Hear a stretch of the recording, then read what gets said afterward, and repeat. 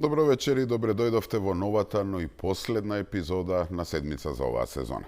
Токму така, вечерва ја завршуваме оваа 10-та поред сезона на седмица и заминуваме на мала летна пауза, која ќе трае некаде до септември. Не дека нема да се гледаме во следните месеци половина. Останувам на ТВ екраните, но само во улога на уредник на вестите. А тамо, како што знаете, ја нема таа слобода да се коментираат настаните на начин на кој тоа го правиме овде. И вака така истеравме некаде околу 30 на епизоди од минатата есен до денес. Така што мислам дека на сите ќе ни дојде добро малку да се одмориме. Да наполниме батериите, да земеме здив, па и вие малку да се одморите од мене и моите коментари, од септември не чека многу работа. Морам да ви се заблагодарам тука на почетокот на довербата што ми ја дававте во текот на оваа сезона, на поддршката, но и на разните критики кои ги добивав. Не сум толку суетен, така што знам да истрпам издржана критика, да се поправам ако грешам, но морам да кажам дека и за годинава, за прв пат, после 10 години, откако ја правам оваа емисија, бога ми истрпев и еден тон навреди и закани. Не се, така е во оваа работа. Сега вечерва, нема да анализирам или коментирам настаните само од минатата недела. Имено последнава епизода некако се совпаѓа со 2 годишнината од воспоставувањето на новата власт во Македонија. Па затоа сакам, пред да се одјавам за летово, да направам една мала анализа за тоа каде сме, како сме, каде одиме. Мислам дека 2 години по формирањето на владата на ВМРО ДПМН веќе може да се направи првична оценка на нивните резултати, врз основа на мерливи показатели, односно бројките. И кога сме кај бројките, да трнеме од областа каде тие се клучни – економијата. Економски раст од 3,1 наместо 2,8%, реален раст на платите од плюс наместо минус 3%, буџетски дефицит од 4 наместо 5,3%, инфлација од 4,5% наместо 14,2%.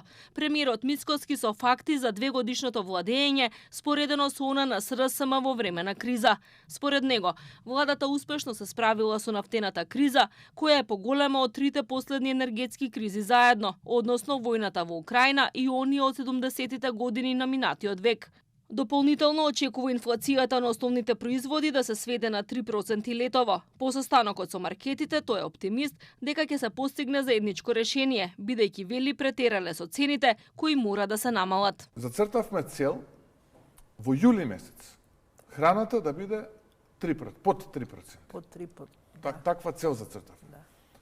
И сега тоа има одредени услови. Тие услови кои се? Во еден или во 2 закона ќе треба да се направи одредена измена, која што ќе треба заеднички да ја усогласиме со дистрибутерите и со производителите. Мислам дека ќе најдеме заедничко тло и тоа ќе го направиме. Но тоа нека не биде заедничка цел, да цената на храната не биде над 3%. Мицкоски вели и дека градежната офанзива ќе продолжи. Со ребалансот на буџетот се додаваат дури 100 милиони евра повеќе за капитални инвестиции. Тој рече дека во моментот има историска градба истовремено на 6 автопати во Македонија. Се работи на 3 делници што ги гради Бехтел и Енка. Во првите 3 месеци до година треба да се вози по делниците Кичево Охрид и Прилеп Битола, а конечно се избра изведувач за автопатот Скопје Блаце, односно македонската компанија Гранит. Ке имаме делницата Тетово Гостивар, ке имаме делницата Гостивар Букојчани, ке имаме делницата Букојчани Кичево, спојот меѓу автопатот на Сино Хидро и Бехтел и Енка, ке се дозавршува автопатот Кичево Охрид, во почетна фаза Блаце Скопје и во напредна фаза ќе биде Прилеп Битола. Очекувам прва половина следна година да имаме 10 километри веќе пуштени како автопат на делницата Прилеп Битола. И покрај финансиските импликации врз буџетот, земјава воведе мерки за да го спречи ценовниот раст кај горивата. Со тоа, вели Мицкоски, биле постигнати најниски цени на нафтените деривати на Балканот. Премиерот смета дека во иднина треба да се искористи и потенцијалот за производство на електрична енергија од обновливи извори. Според него, доколку земјите од регионот се обединат околу енергетските проекти, тоа би можело да го зголеми заедничкиот БДП за дури 26 милиарди евра годишно. Потенцијалот Ставот на Македонија, вели Мицкоски, е производство на 3 терават-часови годишно, односно дополнителни 3 милиарди евра годишно, што е зголемување на БДП за 15%. Значи, главното прашање е дали после подолго време конечно влегуваме во фаза на реално економско закрепнување. Реков, минаа 2 години од доаѓањето на новата власт и со оглед дека тоа не е краток период, односно оваа влада е веќе на половина од својот мандат, може да се даде првична оценка каде се движи економијата, и тоа врз основа на бројките кои се дел од на официјалните економски показатели. И да, јасно е дека за да се почувствуваат целосно ефектите од капиталните политики треба да се почека, затоа што дел од нив може да се почувствува дури на среден, а некој дури и на долг рок. Сепак има доволно статистички податоци за да видиме каде сме. Кој е најважниот индикатор? Секако бруто домашниот производ. Видете, целокупната економска активност на една земја може да се измери во најразлични вредности. Произведени производи или извршени услуги, превезени патници, издадени книги, направени филмови, изградени автопати и слично. Сега, бидејќи во една економија постојат најразлични добра и услуги кои може да се искажат на различни начини, потребно е да се најде заедничка мерка со која би се искажала нивната вкупна вредност. Таа заедничка мерка во економијата се нарекува бруто домашен производ, која представува целокупната економска активност на една земја, или лаички, БДП е се што е произведено, значи сите производи, услуги и слично од сите луѓе и сите фирми во државата, без разлика дали се домашни или странски. Тоа е главниот показател колку ви е здрава економијата, односно колку пари вие на крајот од месецот ќе донесете дома. Тоа е најзначајната макроекономска категорија со која се прикажува вкупната вредност, како што кажав, на произведените финални добра во една економија во текот на една година. Се мери квартално, на секој 3 месеци, на половина година и на крајот на цела година. Сега, како се движи оваа бројка кај нас? По 2 години мандат, факт е, подкрепенете и со официјални бројки, дека Македонија бележи 7 последователни квартали со економски раст од околу 3%, а за цела 2025 година тој достигна и 3,5%. Тоа значи дека по години стагнирање, економијата во овие 2 години конечно се раздвижи. Сега, ако таа бројка расте, и тоа континуирано, значи дека вашата лична финансиска моќ, односно тежината на вашиот паричник, полека ќе почне да расте. Може би не чувствувате веднаш, но ефектите ќе не стигнат. На што се должи ова? Ќе се обидам да објаснам колку што јас се разбирам од економијата. Имено, меѓународните финансиски институции оценуваат дека растот најмногу произлегува од инвестициите, градежништвото и од домашната потрошувачка. Да го земеме репер, растот во градежништвото, односно градежните компании, кои во моментов се носители на економската активност. Си викате што значи тоа за нас обичните смртници? Вака. Ако една градежна компанија добива проект, без разлика дали е регионален пат, автопат, фабрика или слично, таа компанија нели ангажира работници, механизација, купува бетон, гипс, асфалт, арматура и што се не. Кога купува суров материјал, го купува од друга компанија, која пак ангажира своји работници, купува други суровини и така натаму. Сето тоа се плаќа, не само што се плаќа, туку се наплатува данок. Сега тие градежни компании и нивните подизведувачи исплаќаат плати, придонеси, здравствено осигурување, разни даноци и слично. Вработените во тие градежни компании кои ќе земат плата, ја трошат. Ја трошат и тие што работат кај подизведувачите. Купуваат храна, плаќаат сметки, облека и што се не. Парите што ќе ги потрошат одат во разни други фирми, дуќани, столари, шивачи, каде се не. И повторно вработените во тие други фирми земаат плата, плаќаат даноци и повторно истата приказна. Со лаички зборови, парите се вртат. Економијата се движи и сите можеме да ги почувствуваме ефектите. Примаме плата редовно, имаме да потрошиме и слично. Нормално. Не секој исто, некој повеќе, некој помалку. Но сите заедно, богати, сиромашни, по пат го полниме и буџетот, преку даноците што ни се одбиваат. Тоа е еден магепсан круг. Не сум сигурен дека тоа е најидеалното решение, но тоа е системот што во моментов го движи светот. И нормално, економијата не зависи само од градежниот работник, зависи од многу други фактори. Многу растечки економии како македонската зависат и од странски инвестиции, односно од странските пари кои се слеваат во економијата. Во вашиот магепсан круг, но и од државното задолжување. И тука неспорен е и фактот дека наспроти периодот од јануари 2018 до декември 2023 година, кога поранешната влада на СДСМ го зголеми јавниот долг за 3,69 милиарди долари и генерира номинален раст на БДП од 4,52 милиарди долари, владата на ВМРО ДПМНЕ за 2 години ја задолжи земјата за 1,3 милиарди долари и истовремено генерираше раст на БДП од 4,86 милиарди долари. вратија стари долгови, пред се исплатија голем дел од евроврзниците со кои СДСМ не задолжи пари кои никој точно не знае како се потрошени. Сушно знаеме, тие може да ги видиме веројатно на оние луксузни јахти, скапите автомобили и слично. Како и да е, бројките покажуваат дека Македонија излегува од спиралата на непродуктивни долгови и влегува во фаза на реално економско закрупнување. И не се само бројките. Со своји очи можете да видите дека работите навистина не стојат во место. Македонија станува една од најважните сообраќајни раскрсници на Балканот, со изградба на 6 автопати истовремено, голема модернизација на железничкиот сообраќај и над 25 нови авиолинии од Скопје и Охрид, жестоката градежна офанзива продолжува и во летната сезона. По 2 нови автопати треба да се вози следната година. Интензивно се гради автопатот Охрид-Кичево, кој треба да биде пуштен во употреба во првиот квартал до година. На делови од овој автопат се вози и сега, а кон крајот на летото треба да биде пуштена и делницата од Врбјани до Извор. Исто така на почетокот на 2027-та треба да бидат пуштени и првите километри од автопатот Прилеп-Битола. Бехтел Јенка активно работи на делниците Тетово-Гостивар, Гостивар-Букојчани, а ќе се гради и на потегот од Букојчани до Кичево. По подолг период, тендерот за изградба на деценискиот проект Скопје-Блаце го доби домашната градежна компанија Гранит. Бизнисот задоволен од динамиката на вложување и изведба на патиштата. За нив тоа значи подобра комуникација, побрз транспорт и поголема конкурентност на македонските фирми. Очигледно е, нели, јавната инвестиција, јавните трошења. Секој пат ја покренуваат економијата. Не случајно гледаме раскопани градови низ Европа, во кои ја подобруваат инфраструктурата. И тоа се политики и тактики кои ја задржуваат економијата на локалното место. Тоа треба да го правиме и ние, за да можеме навистина да ја вртиме економијата во нашите рамки, во нашите граници. Интензивно се вложува и во железницата. Владата ќе набавува нови возови и 5 електрични локомотиви. Се работи на проектот Градски воз во Скопје. Првата линија од Зелениково до центар е во финална фаза, а до крајот на годината се очекува да биде познат изведувачот и за другите 2 линии. Интензивно се гради и втората делница од пругата од Белјаковце до Крива Паланка, а за третата конечно се откочија работите и железничкиот тунел ќе се гради заедно со Бугарија. Истовремено почне и проектот за обнова на трасата од Скопје до Кичево.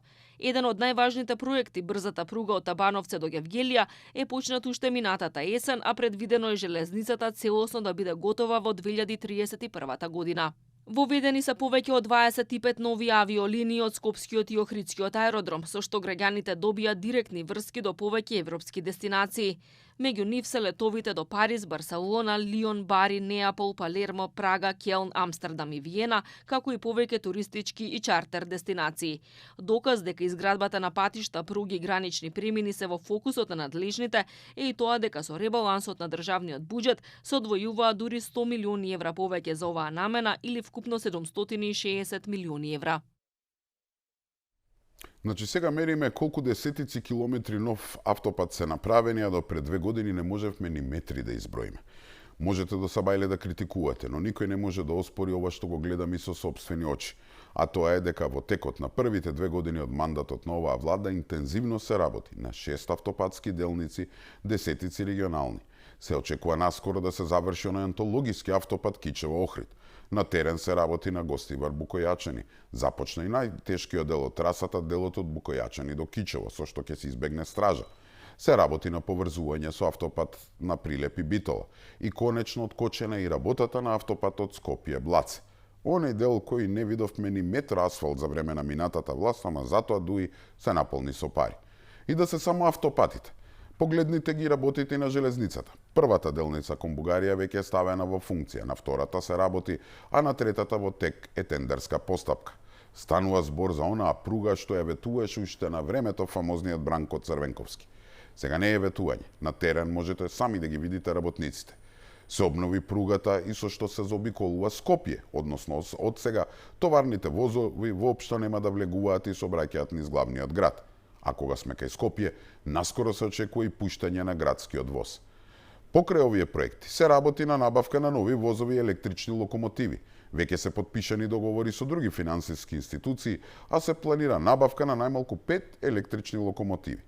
Значи, ако пред 2 години двете железнички предпријатија беа на работна пропаст и пред банкрот, доцнеа плати и слично, сега има карго сообраќај кој бележи сериозен раст, а има и раст на бројот на патници и крупни инвестиции во изградба на нови пруги. Само за споредба, памти ли некој колку километри автопатишта изгради претходната влада на Зоран Заев?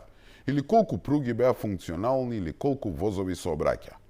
Значи, не се само бројките и статистичките податоци кои сведочат за успешно менаџирање во економијата, туку и сами можете да видите со своји очи. И не се само автопатите и железничата, тука и авиосообраќајот.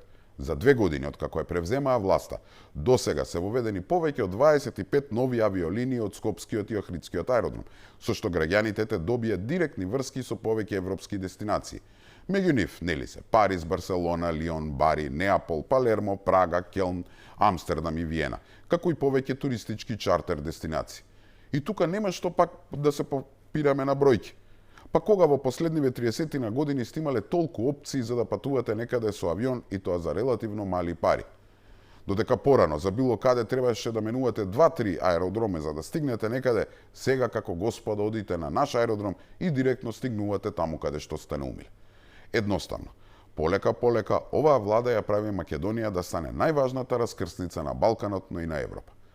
А кога сме кај бројките, тие покажуваат и дека во земјава се реализирани инвестиции во вредност од 1,2 милиарди евра, што представува најсилен инвестициски циклус во поновата историја на Македонија. И ајде ќе ми кажете, доста ги фалиш. Не сум само ја. Погледнете што мислат странците на сето ова. Еве, на пример, неделава, Меѓународниот монетарен фонд или народски ММФ објави дека очекува Македонија до 2031 година да има просечен раст на економијата од 3%. И со тоа да биде 7-ма најбрзо растечка економија во Европа. Според анализата на ММФ, додека еврозоната се очекува да има раст од нешто повеќе од 1% годишно до 2031 година, помалите економии, меѓу кои и шестката од Западен Балкан, Македонија, Косово, Србија, Албанија, Црна Гора и Босна, се очекува да ја надминат еврозоната со повеќе од 2:1 и да оствара раст од околу 3% колку што е светскиот просек. И знам дека ќе ми се нафрлите и ќе ми кажете доста бе со тие твои розови наочари. И многумина ќе замерат и ќе речат, и то со полно право, дека бројките за економски раст, БДП, инвестиции, патишта, летови, било што, не се мачкаат на леп и не се јадат. Дека живееме потешко и поскромно од порано, дека платите се мали, дека многу луѓе врзуваат крај со крај, не може да се издржи до крајот на месецот, дека младите и понатаму се иселуваат во потрага по подобар живот. И ќе ви кажам дека сте во право. Но исто така мора да признаеме дека живееме во време на глобална економска криза, предизвикана од 2 големи војни што се водат за распределба на глобалната моќ. Тековната во Украина и најскапата, војната во Иран. Посебно оваа во Иран предизвика толкави економски потреси што гледаме како многу побогати, понапредни, па дури и моќни европски и светски земји се соочуваат со драматични енергетски, економски, развојни, социјални и политички кризи. Па кога последен пат сте виделе во силни европски земји да има редици на бензинските пумпи, да кукаат како е скапо горивото, да се размислува за приземјување на авиони поради недостаток на керозин, владите да интервенираат во цените и слично. Словенија, Франција, Германија, земјата која сакате земја за пример. Па се почесто гледаме силни европски земји каде луѓето кукаат за ниски плати и ниски пензии. И направете споредба со нас. Оваа влада, барем за сега, гледаме дека колку толку успеа да се справи со кризата со горивата. Одлуката да се намали ДДВ-то и акцизата и да се договори со актуелно и попуст од 3 денари по литар, направи Македонија да има најефтино гориво на Балканот. Во услови на глобална криза, ние имаме најефтино гориво. Една Хрватска мораше да ја ограничи продажбата на горивата по пумпите, а во Македонија доаѓа грци, бугари, албанци и срби да ставаат по ефтино гориво. И паралелно со сето ова, бројките говорат дека за овие 2 години владата сепак успеа и да ја зголеми просечната плата за околу 20%, или од 40.496 на 48.433 денари. Линеарно да ги зголеми пензиите, да ја намали невработеноста од 12,5% на 11,3%. Секако не велам и ќе повторам, не цветаат рози. И не велам дека живееме како да сме Луксембург или Швајцарија. Цените кај нас се збудалеа, така што основен проблем ни останува инфлацијата. Но и тука, како што можеме да видиме, се бележи стабилизирање. Цените се стабилизираа, инфлацијата се врати во нормални рамки, намалените ДДВ и акцизи за горивата ги дадоа очекуваните резултати. Државната статистика пресмета дека во јуни во однос на мај вкупните цени биле пониски за 0,5%, намалување од 1,1% има кај храната, а од 1,6% кај транспортот. Пад од 0,8% има кај цените на мало. Убедливо најголемо намалување има кај земјоделските производи кои имале пониски цени за 6,2% минатиот месец. И кај другите прехранбени производи се забележува поевтинување од 1,5%. Во јуни помалку се плаќало и за стоки и услуги. Зголемување на трошоците на животот е забележено во делот рекреација, спорт и култура за 1,4% и за половина процент кај производите за лична нега и социјална заштита. Нема промени во цените на алкохолните пијалоци, тутуни, наркотици, домување како и кај сметките за комуналии. Годишната инфлација пак мерена во јуни изнесува 3,4%. Инаку владата е решена да преземе цврсти чекори во борба со трговците кои заработуваат на грбот на граѓаните.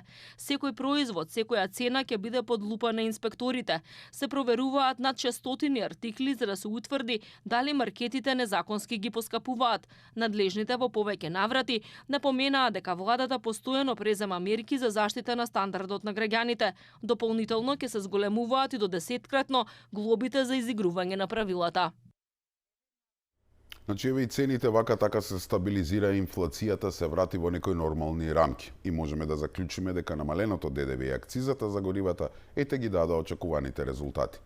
Видовме дека државната статистика пресметала дека во јуни во однос на мај вкупните цени биле пониски за половина процент и дека намалување од 1,1 има кај храната, 1,6 кај транспортот. Пат од 0,8% има кај цените на мало. Убедливо најголемо намалување има кај земјоделските производи, кои имале пониски вредности за 6,2% минатиот месец. И кај другите прехранбени производи се забележува поевтенување од 1,5%. Годишната инфлација, слушнавме, пак мерена во јуни, изнесува 3,4%. Така што, како што кажав, инфлацијата, кој беше еден од најголемите економски проблеми, постепено се стабилизира, што возможи дел од растот на платите ете да се претвори во реално зголемување на куповната моќ. Сега, дали може да кажеме дека сега подобро се живее од претходно? Искрено ќе ви кажам не. Платите и пензиите уште се мали. Многу луѓе едва и врзуваат крај со крај. Мнозинството тешко го преживува месецот. Пари се нема, цените се високи, како што кажав, младите се иселуваат и така натаму. Ќе кажете дека нашите цени сега се речиси исти како во една Шпанија, Франција, Грција, а нивните плати далеку повисоки. Да, така е, во Македонија не се живее лесно. Но исто така мора да си признаеме дека кај нас пак се работи и помалку, а и продуктивноста на трудот е пониска. И немојте погрешно да ме сватите. Кога ги кажам овие статистички податоци, не е дека сакам да покажам дека ете, барем на хартија сме супер. Ајде да направиме една паралела. Кога сте настинати, кога имате закачено некој вирус или бактерија, или прво мора да измерите температура, бројки, да погледнете крвната слика, пак бројки, бројки на леукоцити, ЦРП и слично, за да се утврди сериозноста на болеста. А дури потоа да решите да земете некој лек. Така и сега. Мора да имаме впредвид бројките, за да поставиме диагноза и видиме како понатаму. Во однос на економијата, барем според мене, уште сме далеко од тоа да се наречеме здрава економија. Но почнавме да се лекуваме и полека ете се опоравуваме. Сега, сето ова што го кажав, не значи дека оваа влада е совршена. Дека се прави како што треба и дека нема простор за критика. Има и то за поголема критика. И тоа не толку за економијата, колку за рак-раната на нашето општество. Правосудството и владењето на правото. Тука мислам дека многу заостануваме. Без разлика што на ова поле не се зависи од владата, нели судството е посебна гранка во системот, сепак граѓаните се страшно разочарени на ова поле и очекуваа многу повеќе од оваа власт. Па најповторуваната реченица меѓу сите е зашто овој или оној не е во затвор. Мене ако ме прашуват, имаме целосно неефикасно правосудство. Море не неефикасно, уништено. Да не ги редам сите примери на кои сме сведоци само во последните неколку месеци. Случаи на милионски криминали, како на и случајот Мазут, се отфрлуваат со некакви си смешни аргументи. Уште чекаме да видиме што се случува со Груби. И секако најважното, што уште се чека со кланот од Дубај и нивните луксузирања и пловења со јахти. Да не правиме муабет за самите суди. Па луѓе, ние имаме врховен судија кој лежи затвор за мито, а друг е фатен со 300.000 евра закопани во зид. Имаме случаи кога мито примале и правобранител и слично. И јасно ми е дека тука не станува збор само за нечија волја да ги смени работите, туку едноставно имаме, според мене, многу чуден систем на поделба на ингеренции. Обвинителството и судството и извршната власт. Јас мислам дека Македонија може би една од ретките земји каде еве обвинителството е издвоено од извршната власт и е поставено некако да лебди. И така е подложно да потпаѓа под разни влијанија на криминални и политички центри.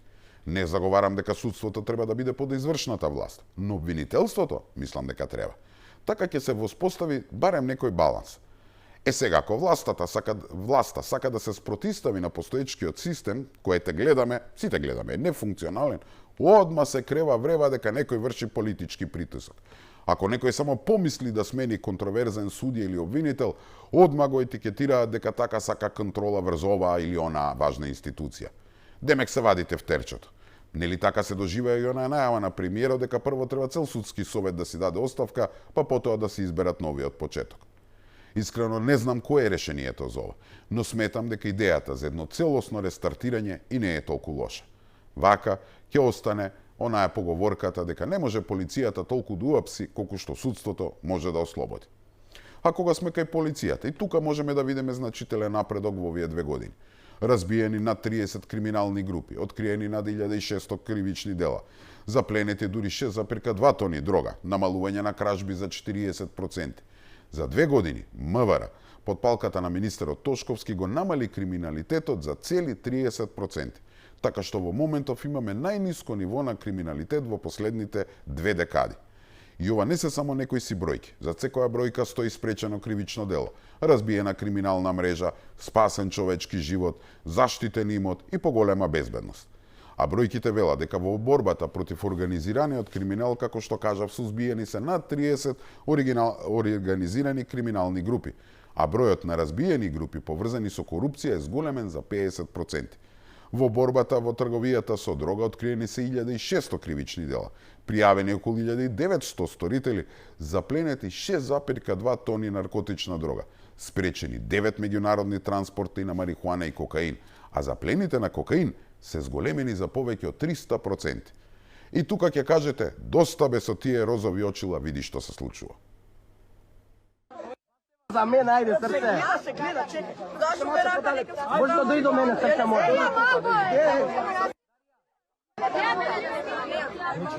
Полиција!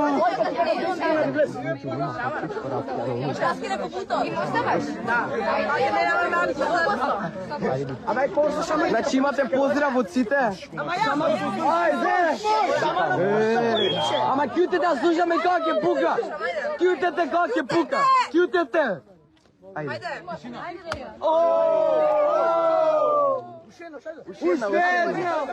Со право ќе ми кажете, види што се случува. Имаме серијски убица, имаме морбидни убиства на жени, деца се живуваат врз 12 годишно девојче, тинејџери во 3 наутро кршат и уништуваат. И тука ќе кажам да, така е. Само не знам дали од секогаш било така, само што сега нели со социјалните мрежи овие насилства се повидливи или навистина имаме пораст. И со право за секој овој случај реакциите на граѓаните се жестоки и едногласни. Сите бараат итна и недвосмислена реакција од надлежните институции. И да, се согласувам, сите овие случаи мора да добијат правна разрешница која ќе послужи како строга опомена за сите што во иднина мислат да направат нешто слично. Но тоа, реков, е едната страна на паричката. Кај нас, за секој случај, некако се создава впечаток дека кривичната пријава или институционалната казна е крајот на приказната. Не, драги мои, трулиот систем и нефункционалниот државен апарат се само дел од мозаикот. Другиот дел, поважниот, сме сите необичните луѓе, кои како родители, чичковци, тетки, наставници, пријатели и слично, дозволуваме да ни се случуваат вакви работи. Затоа оваа тема не е само полициска, не е прашање на една или друга власт, или на една политичка партија или друга. Таа е воспитна, психолошка, медиумска и културна. И тука сите треба да поработиме за да видиме напредок. Значи, простор за критики, како што кажав, има. И во економијата, и во правосудството, и во областа на јавната безбедност и борбата против криминал и други сектори. А кога зборуваме за напредок, секако, една од најважните теми за сите нас е напредокот кон Европската унија. Да видиме до каде сме тука. Македонија меѓу лидерите во реформските процеси, исполнети 90% од планот за раст, за 100% успех до 15 јули потребно изгласување на изборниот законник, кој во моментов во собранието е блокиран од опозицијските СДСМ и Левица. Еврокомесарката за проширување Марта Кос, посредбата со премиерот Христијан Мицкоски во Скопје, повика на консензус меѓу политичките партии со цел носење на овој закон. Спроведовте 90% од 10 реформи кои што требаше да се исполнат до 15 јули и тие последни 10% се секако изборниот законок кој што ќе биде усвоен. И тука ги повикувам сите страни за заеднички меѓупартиски консензус за да може да имаме 100% успех и се надам дека тоа ќе се случи. А кога тоа ќе се случи, тоа ќе биде во полза на државата. Премиерот Мицкоски потенцира дека на измените во изборниот законник се работело со месеци. Текстот бил усогласен меѓу сите партии, но проблемите започнале кога тој пристигнал во собранието. Ја повика опозицијата да усогласи текст кој ќе биде според препораките на ОПСЕ и ОДИХР и да обезбеди гласање на македонците од диаспората. Сега ова што се случува овие неколку дена представува политичка гимнастика. И тоа е, претпоставувам, гимнастика за нивните поддржувачи. Но суштината и вистината е оваа. Се беше договорено, се беше завршено, додека тој предлог не требаше да дојде во парламент. Договорете се вие во опозицијата, дајте ни текст и ние тој текст ќе го прифатиме, нормално со вклучени препораки на ОПСЕ и ОДИХР и гласање на диаспората. Еве, како тие ќе кажат, така ние ќе прифатиме. Кос потенцираше дека Македонија ќе добие 4 милиони евра само од евентуалното изгласување на изборниот законник во текот на нареднава недела, што е дел од пакетот предвидени 750 милиони евра. Ова не е никакво милосрдие. Ние може да даваме заеми и грантови на владите во земјите кандидати, во овој случај на Северна Македонија, само ако тие испорачаат. И овој изборен законник е над 4 милиони. За мене ова се навистина многу пари. 750 милиони се за земјата и владата ќе го добие тоа откако ќе ги испорачаат реформите. И владата може да ги искористи тие пари за граѓаните. Македонија ќе продолжи активно и засилено да работи на реформската агенда. Премиерот очекува европската интеграција да стане процес кој се темели на јасни критериуми, вредности, на исполнување на европските обврски, а не процес кој ќе биде оптоварен со билатерални прашања кои создаваат неизвестност и фрустрација кај македонските граѓани. Ќе продолжиме со реформите, ќе зајакнуваме економијата, институциите и владењето на правото. Затоа што тоа е во интерес на граѓаните и затоа што европските вредности ги разбираме како вредности што треба да бидат дел од секојдневното функционирање на институциите. Истовремено остануваме доследни на ставот дека секое трајно решение треба да биде засновано на взаемно почитување, заштита на националното достоинство и јасна предвидлива европска перспектива. Еврокомесарката ја повтори пораката дека единствен начин да ги започнеме преговорите се уставни измени. Потенцира дека иако нема напредок во спорот со Бугарија, темпото на реформи не смее да забави. Таа потенцираше дека една од добрите вести за земјава е што Македонија се приклучила кон програмата за здравство на Европската унија, со што се отвара патот за финансиски средства за подобрување на здравствениот систем, со што ќе се зголеми способноста на земјата да одговори при итни случаи, најави вклучување во делот на сајбербезбедноста во рамките на програмите на Европската унија. Сега во оваа област работите, како што гледаме, се покомплицирани од било кое, затоа што сите знаеме дека на ова поле не е доволно да се прават реформи, да се исполни реформска агенда и слично, туку клучно е бугарското вето. Но пред да зборуваме за оваа главна пречка, слободно може да се оцени дека оваа влада во однос на реформите постигна значителен напредок. Еве и самата Костова го признава. Вели 90% од реформската агенда е исполнет, останува само уште изборниот законник, кој, како што самите знаеме, не е закочен поради власта, туку поради опозицијата. А доказ дека Македонија е меѓу земјите со најбрз напредок на патот кон Европската унија, нели и одлуката на Европската комисија со која ги пренасочи неискористените средства од фондот за реформи и раст за Западен Балкан кон земјите што покажуваат најголем напредок во спроведување на реформите. И тука меѓу првите Македонија. Имено од вкупно 6 милиарди евра предвидени од фондот, досега се исплатени околу 673 милиарди, при што најголемиот дел од средствата се насочени кон 3 од 6 земји кандидати. Најголеми предизвици нели имаат Босна, Србија и Косово, а лидери се Албанија, Црна Гора и Македонија. Значи напредок има, само што на Унијата и требаше време да признае. На што мислам? До пред само неколку месеци, ако памтите, ни вика не се само бугарите во уставот, туку има и застој во реформите. А сега велат, се е супер, фалат само уште бугарите во устав и толку. Ја мислам дека ова е таа нивна политика на морков и стап. Прво пробаа со стапот, односно да извршат притисок дека оваа влада не само што има проблем со бугарите, туку и не ги исполнува реформските агенди. Па единствен излез за да мрднеме би биле уставните измени, за да не ли го фатиме последниот воз. Кога видаа дека нема попуштање и дека отпорот за уставните измени не е само од страна на владата, туку и од народот, сега пробуваат со морковот. Супер сте, еве ви пари, ајде ставете ги бугарите во уставот и толку. Мислам дека целата оваа нивна стратегија е за џабе, затоа што оваа влада, за разлика од претходната, не води мекотелна надворешна политика. И тоа ќе се согласите, една од најголемите промени што се случија во Македонија во овие 2 години. Се стави крај на распродажбата на националните интереси. Кажете што сакате, критикувајте до безсвет за економијата, безбедноста, образованието, за било што, но морате да признаете дека Македонија после подолго време има влада која се грижи за македонските национални интереси. Можете ли само да замислите под колкав притисок е премиерот Мицкоски по ова прашање, не само од надвор, од странците, туку е од оние како Венко Бугари во устав, Филипче и остала поданичка банда која е подготвена и сопствената мајка да ја продаде само да му уведе на западот. И покрај целиот тој притисок, еве минаа 2 години, а не се мрдна ни сантиметар.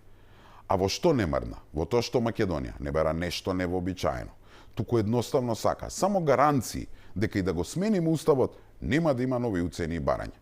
И се додека не се добијат овие гаранции, нема попуштање, па дури тоа да не чини уште години чекање.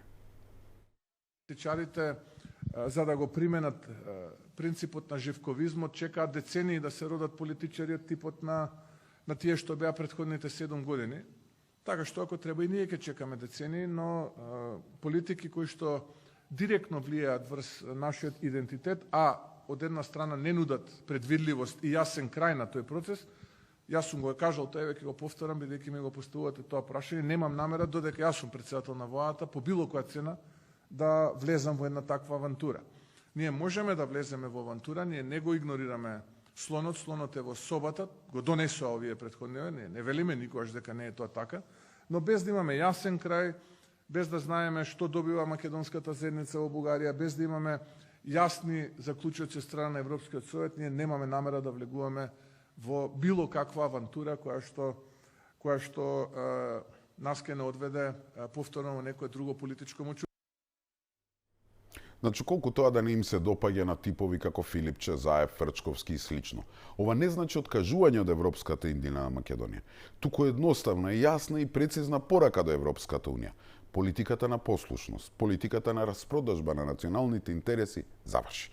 Македонија досега даде доволно. Сега, ако сакате ова да ни биде последна остапка, тогаш прво дадете гаранции. Да не ни се повтори тоа што ни се случи во минатото. Ете, попуштавме, а за возорот не добивме ништо. И да бидеме искрени, ваквиот цврст став, полека но сигурно како што гледаме дава резултати. Самата Европа се повеќе е уверена во ирационалноста на бугарското вето. И најважна промена е што во самата ЕУ гледаме дека се погласно се зборува дека сегашниот модел на проширување не функционира ефикасно. Видовме дека за само неколку месеци на маса ни сервира повеќе иницијативи. Од фазно членство на Мерци Макрон, како најсериозно, па се до членство без право на глас, арбитражна комисија за вето, квалификувано мнозинство и слично. Овие идеи не се појавуваат случајно.